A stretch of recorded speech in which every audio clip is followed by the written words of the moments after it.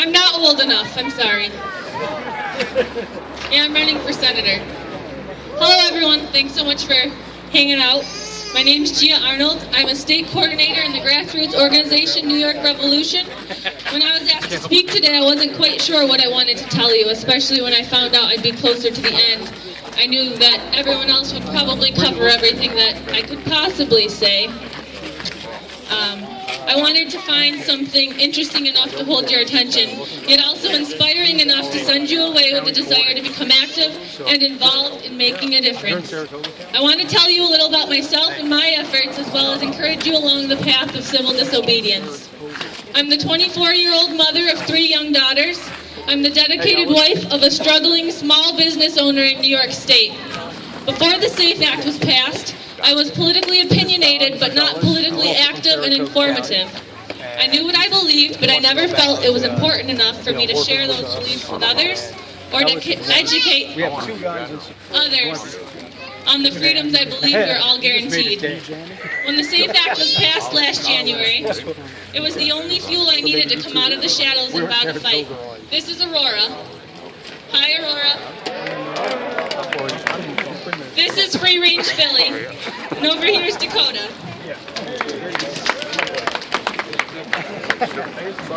My husband always recommended that we stay under the radar, that we'd be safer if we kept to ourselves with what we believe and what guns we owned or did not own, and, remain private. I always agreed with him until the January day when we woke up as criminals. The SAFE Act violates our Second Amendment constitutional right.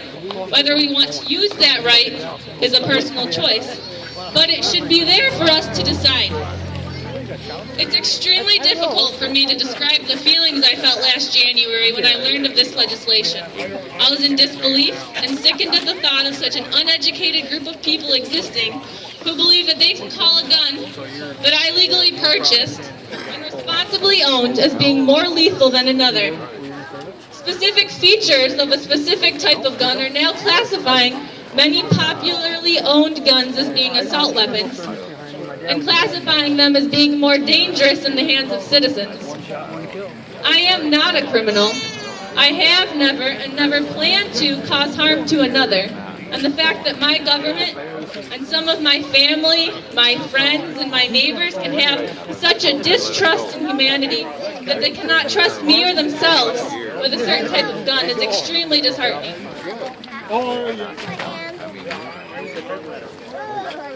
I can no longer will my legal property upon my death to my children. I cannot be trusted by my government to order ammunition online and have it delivered to my house without being considered a criminal. Have you ever fired an AR-15 with a large capacity magazine?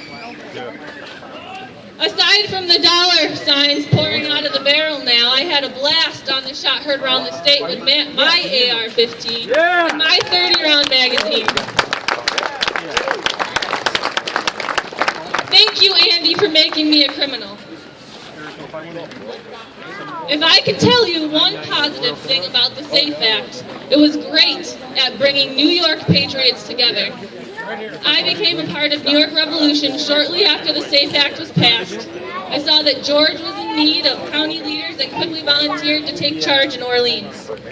From there, I led an effort to connect like-minded individuals in my community. Together we took action. We were able to have Orleans County have not just the county, but all of the municipalities pass a resolution in opposition to the SAFE Act. Every single town and village. We were the first, and we're still the only county in the state to have accomplished that feat. So I encourage each and every one of you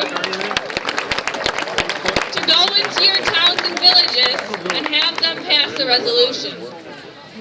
There's another round of resolutions going on as well, and this is the resolution refusing the state the use of their county seal and any information pertaining to the SAFE Act. If your county hasn't, which I think about 14 have so far, so there's still a lot left, get into your town board meeting and request that they do so. Not only did we become active in our county and municipality governments, but we went out all year long into the public to any parades, festivals, whatever we could find, and we manned a booth We had a parade float, and we educated the public on the current government's assault on our rights. We've been going into gun clubs and gun shows, attempting to draw together all New York State gun owners, attempting to draw with the one common goal of replacing Cuomo. And finding politicians who will honorably uphold the Constitution and serve the people of New York State. I've been able to create a community of like-minded individuals in my county that are not just my neighbors, but they are my friends. We're willing to stand together in a time of need by whatever means necessary. We're preparing for the worst and hoping for the best, like George said. And I can't speak just for my county, as I know that the SAFE Act is also linked to patriots across the state.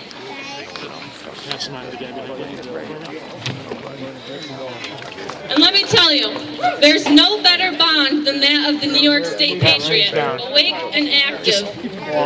And I'm sure that Andy's peeing his pants at the thought. Yeah!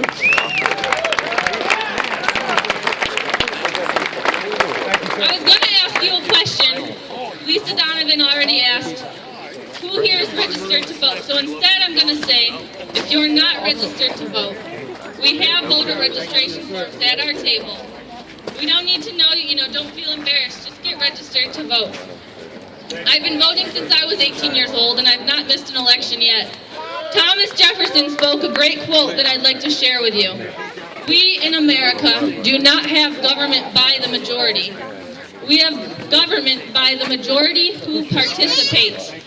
All tyranny needs to gain a foothold is for people of good conscience to remain silent.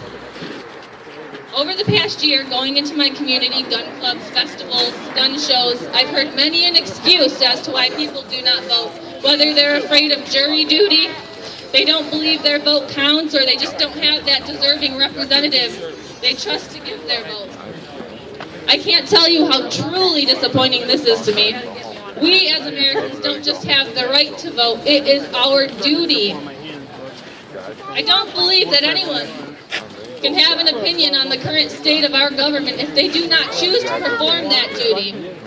If you're unhappy with your candidates, get involved, become a committeeman, run for office yourself. I'm going to be running against a 20-year veteran.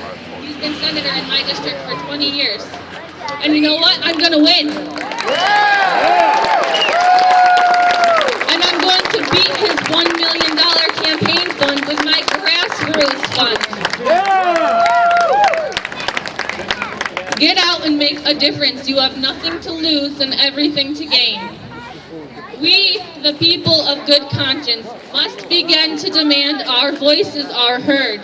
We are the people who have faith in humanity. We trust that all people are created equally and deserve the same natural-born rights, including in those rights the right to bear arms and protect oneself.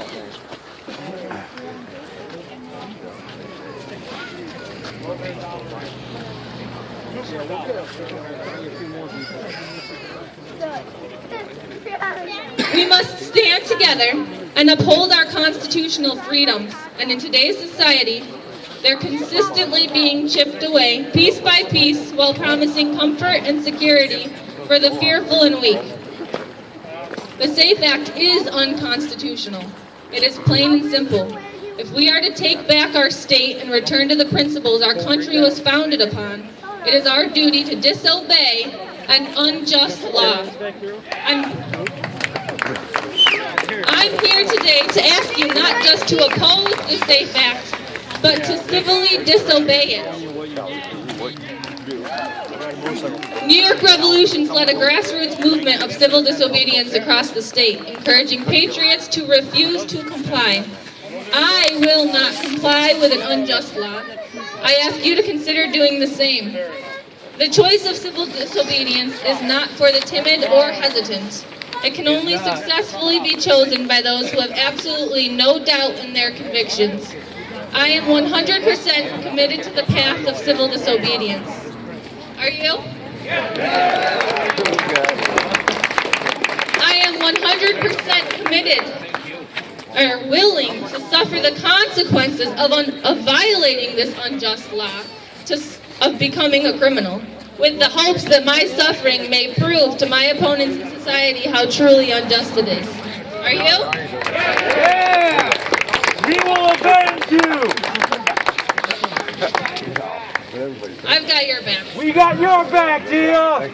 Martin Luther King Jr., excellent example of peaceful civil disobedience, said an individual who breaks a law that conscience tells him is unjust and who willingly accepts the penalty of imprisonment in order to arouse the conscience of the community over its injustice is in reality expressing the highest respect for the law.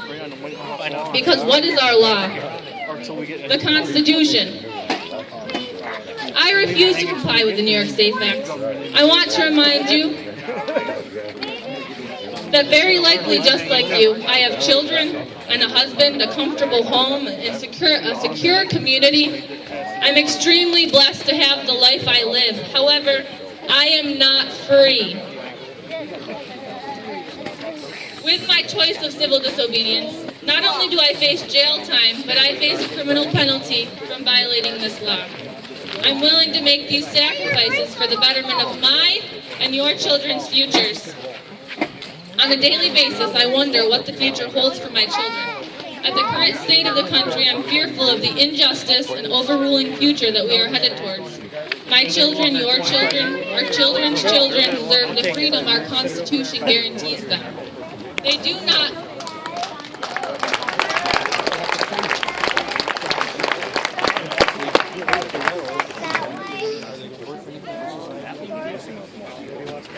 When I look at our political leaders, today I see tyrants. I see power-hungry, greedy, overzealous rulers with personal agendas. I do not see honest, passionate, humble leaders willing to serve.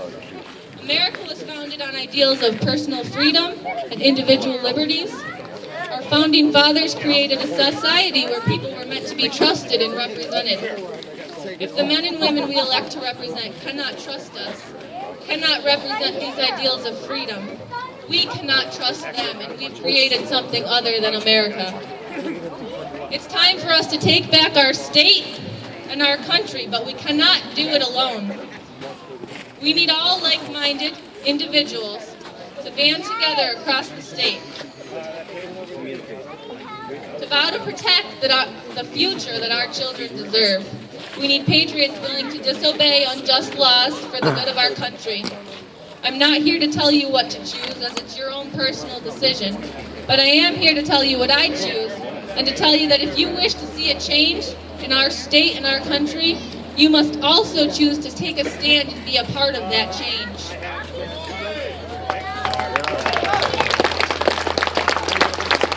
You must be willing to step away from that comfort and security you have at home and with your job, and vow to make a difference for the future of all our children. My name is Arnold, and I will not comply with the New York Safe Act or any unjust law.